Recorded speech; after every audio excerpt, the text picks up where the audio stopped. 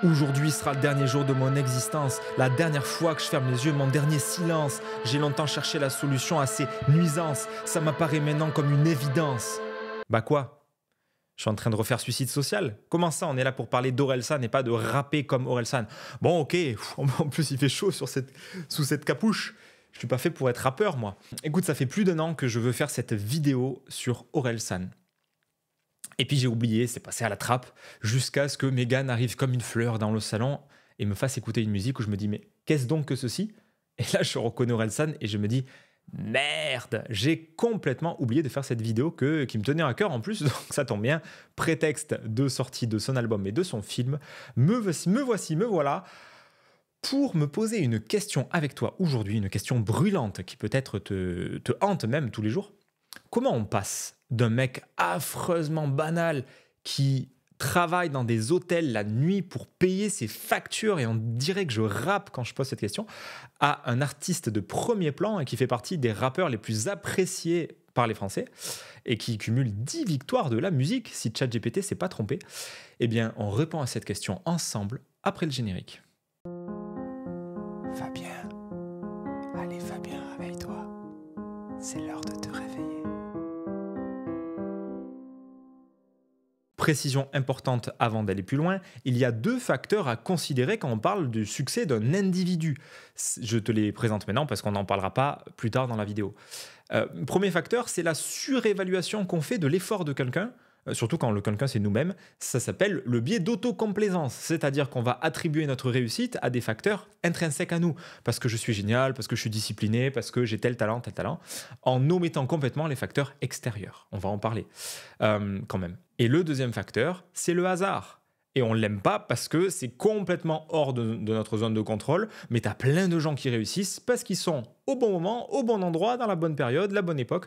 Et du coup, ça, il y a une grosse part même de quelque chose qui nous échappe. Ceci étant dit, maintenant on va parler des trois facteurs qui, selon moi, ont fait exploser Orelsan. Pour parler du premier facteur, question. Parti, top! Quelle mer communique avec l'Atlantique par le détroit de Gibraltar? Quand tu écoutes Orelsan, qu'est-ce qui te saute aux yeux, enfin aux oreilles?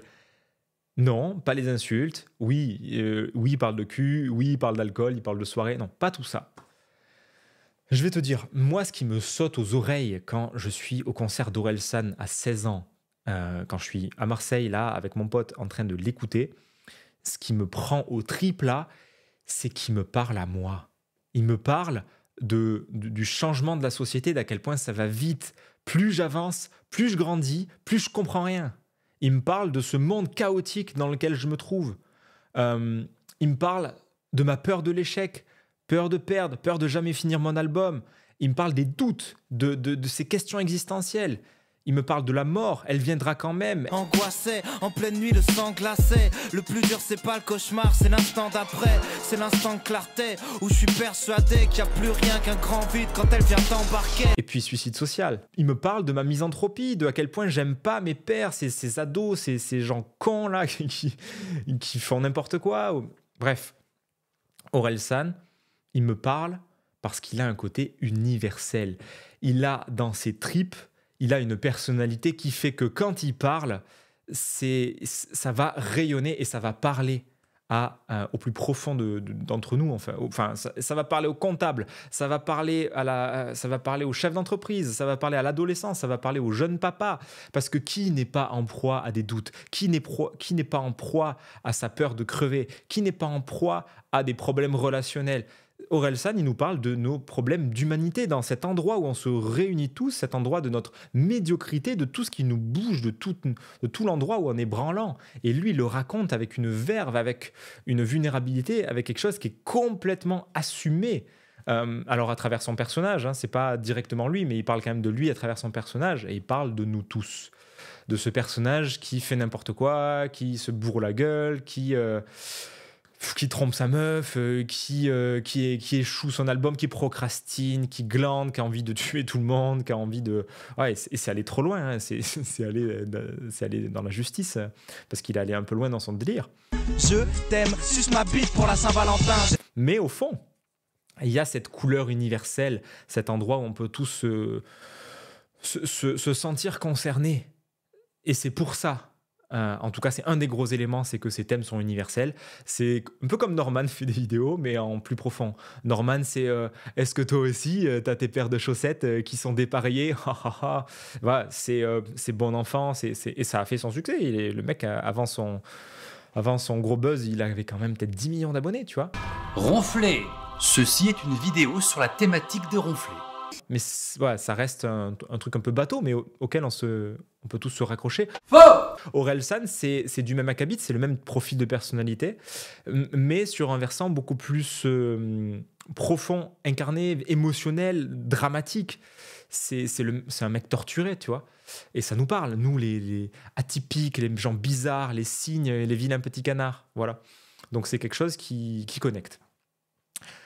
Deuxième facteur de sa réussite, c'est que si tu écoutes bien Orelsan, oui, c'est un mec qui charbonne, qui travaille beaucoup, mais en vrai, il fait essentiellement ce qu'il kiffe. Il est dans sa zone de génie une grande majorité du temps. Alors, je ne suis pas son agent à timer ce qu'il fait, mais quand tu vois son documentaire, j'ai un peu tout regardé, comme j'aime bien le personnage, le film, série, les musiques, tous les albums, les machins.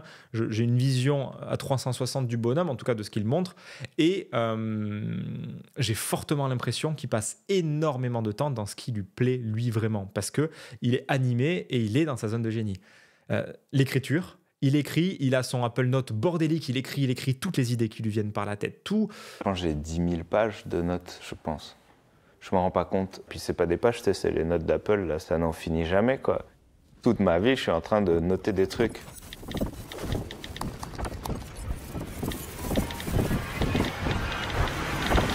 Je me suis habitué à prendre des notes un peu dans la discussion, tu vois. Donc je me suis habitué à avoir une partie de mon cerveau qui est en mode création.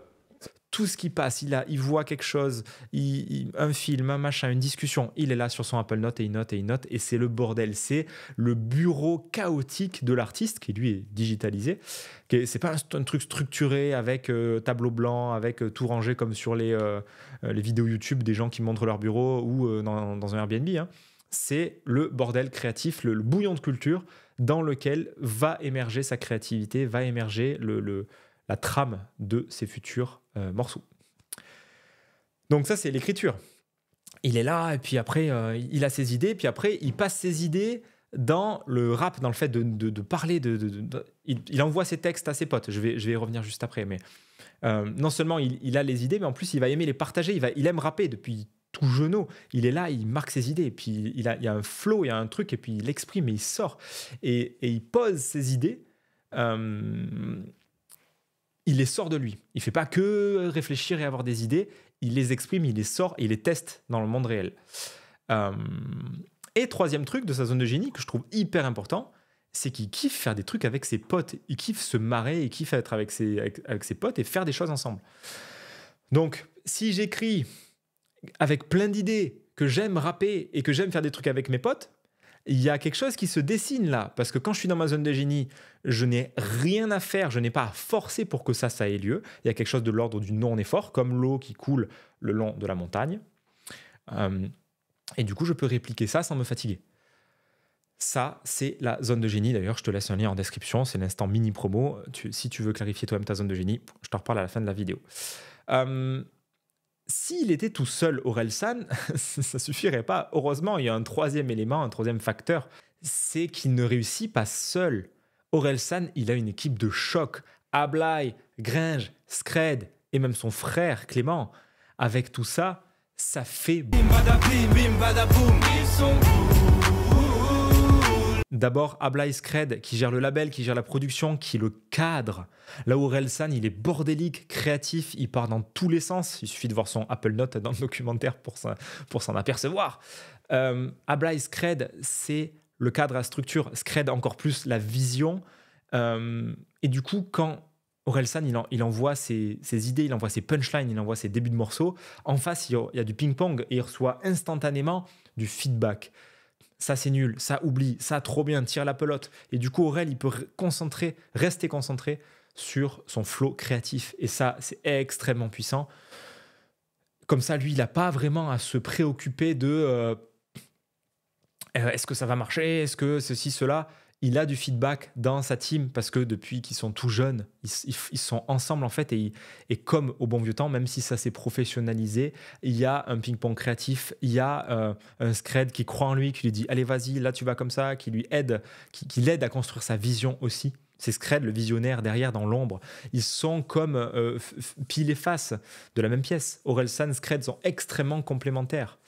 Ensuite, bien sûr, on a Gringe, casseur-flotteur. On a deux individus qui s'alimentent mutuellement. C'est vraiment l'énergie libre. T'en as pas un pour attraper l'autre et du coup, ça fait un duo vraiment prolifique. Enfin, prolifique. Oui et non. Les deux sont alimentés dans leur élan de procrastination et les deux sont dans un mode flemmard que tu as pu voir sur la série Bloquée. Tu vois, j'ai toujours trouvé ça relou que j'ai pas de religion. Je pourrais être toupiste. Toupie sacré. Est-ce que Gringe est d'une grande beauté? Oui. Mais c'est que ça marche bien ton truc là.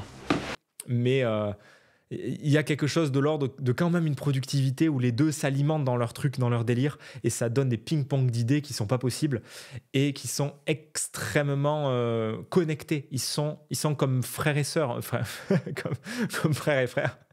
Ils sont sur la même longueur d'onde et ça du coup c'est hyper intéressant sur un élan créatif. Eux ça les nourrit beaucoup et ça a donné casseur-flotteur. 1 pour la monnaie, 2 pour le show business. J'ai plus la tête sur les épaules, Louis XVI. Moi j'ai pas besoin d'un psychiatre mais d'un psy 8. Seul mon canapé en sky is the limit. Clément Cotentin, le frérot qui n'est pas à proprement parler dans la team mais qui est en retrait, qui est là, qui veille sur Orelsan, qui le filme, qui est en soutien émotionnel, qui est le membre de sa famille. Et du coup, sans Corel, il n'a aucun effort à faire. Stratégie de 9 en énéagramme. Et ben, il y a un documentaire qui sort, il y a plein de trucs et ça crée un véritable écosystème incroyable qui fait que ça marche en fait. C'est une véritable équipe de choc, il faut le dire. Ils sont tous extrêmement complémentaires entre extravertis, introvertis, celui qui est dans les idées, l'idéation, celui qui gère la structure et la vision, Gringe qui va le compléter sur son bordel créatif et qui va le rejoindre sur le côté drama, le côté profondeur émotionnelle, le côté solitude solitaire, machin. Les deux vont s'entretenir là-dessus et ça va donner du génie créatif. Voilà ce que tu peux savoir sur Orelsan et son équipe de choc. Il est universel, il nous parle au plus profond de nos tripes. Il est dans sa zone de génie, il assume et il y passe du temps, beaucoup de temps. Et il est bien entouré d'une équipe de choc avec des gens qui sont complémentaires à lui. Et toi, j'ai envie de te poser la question, toi maintenant, dans ta zone de génie, est-ce que tu es dans ta zone de génie? Est-ce que tu te permets d'être dedans? Est-ce qu'elle est clairement identifiée? Si ça n'est pas le cas, je t'invite à regarder le premier lien en description. J'ai fait un livre pour ça. Un livre dans ma propre zone de génie, en marchant, j'ai créé un livre qui t'aide à clarifier ta propre zone de génie. C'est intéressant, pourquoi? Parce que tu travailles beaucoup moins, pour beaucoup plus d'impact, tu prends beaucoup plus de plaisir, de joie, de fun, et surtout, tu deviens incomparable, puisque tu mises sur là où tu es extraordinaire. Regarde Orelsan. Personne n'aurait misé un copec sur ce mec de banlieue de Caen qui est banal. C'est un mec banal, mais qui a une réussite extraordinaire. Parce que tout un tas de facteurs dont on a parlé aujourd'hui. Si cette vidéo t'a plu, un pouce, ça aide à faire connaître, ça aide à soutenir mon travail. Un commentaire, ça fait toujours plaisir aussi pour me dire est-ce que tu connais Orelsan? Est-ce que tu avais cette vision-là d'Orelsan avec ce que je t'ai partagé dans cette vidéo? Et partage à cette vidéo un ami qui connaît Orelsan, peut-être que ça pourra lui apporter un éclairage en plus, parce que c'est très intéressant aussi de voir le backstage d'un artiste, surtout quand ça fonctionne, parce que c'est hyper intéressant, quoi. C'est tout pour moi, je te souhaite une excellente journée, et rappelle-toi que personne ne sait mieux que toi ce qui est bon pour toi. Crois qu'ils m'aiment, moi je crois qu'ils se voient de la face. Je crois qu'ils aiment celui qu'ils rêvent de voir à ma place. Parce qu'ils savent pas ce qui se passe derrière le masque, qui se cache derrière l'image. Parce qu'ils connaissent pas mon vrai visage.